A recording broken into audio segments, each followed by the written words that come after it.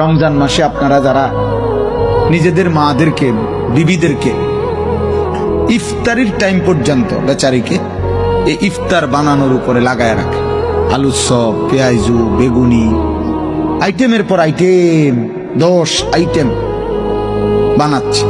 যখন আজান দিয়ে ফেলছে মাগরিবের, ইফতারের আজান, তখনও ওনার ঘাম পড়তেছে, তখনও আরো কয়টা পেঁয়াজু বাকি অথবা আলুর চপ বাকি।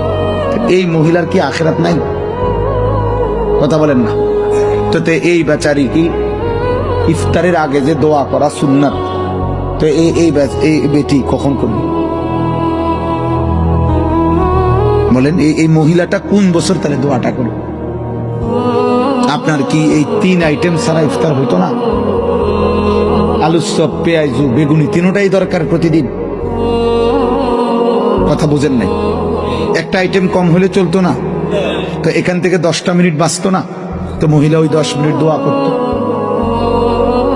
আপনি ডাইকা নিতেন তাকে, চলো বিবি আসো, তুমি বসো, বাচ্চাদেরকে নিয়ে চলো আমরা দোয়া করি নিজেরা।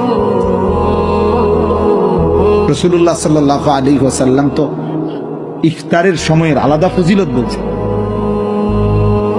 লিসাইমি ফারহাতান, রোজাদারের 2টা আনন্দ।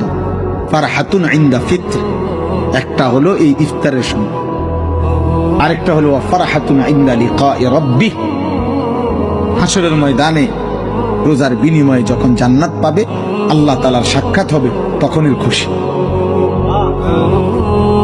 তাইলে আমি এটা প্রসঙ্গক্রমে বুঝাই আমাদের মধ্যে, এটা খুব দরকার।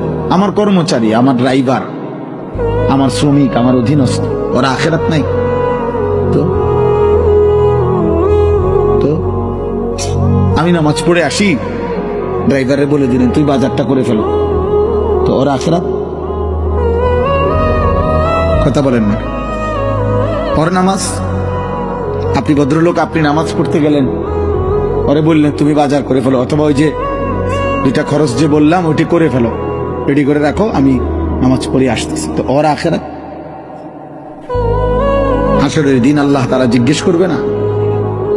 ওয়াকুল্লুকুম মাসউলুন আন রাইয়াতি, তোমাদের প্রত্যেককে আল্লাহর নবী বলেন তোমাদের অধীনস্থদের ব্যাপারে জিজ্ঞাসিত হবে, আল্লাহ তাআলার কাছে জবাবদিহি করতে হবে।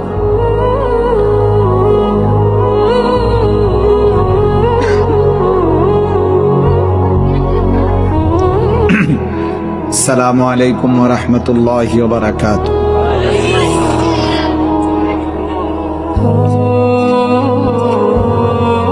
মূলত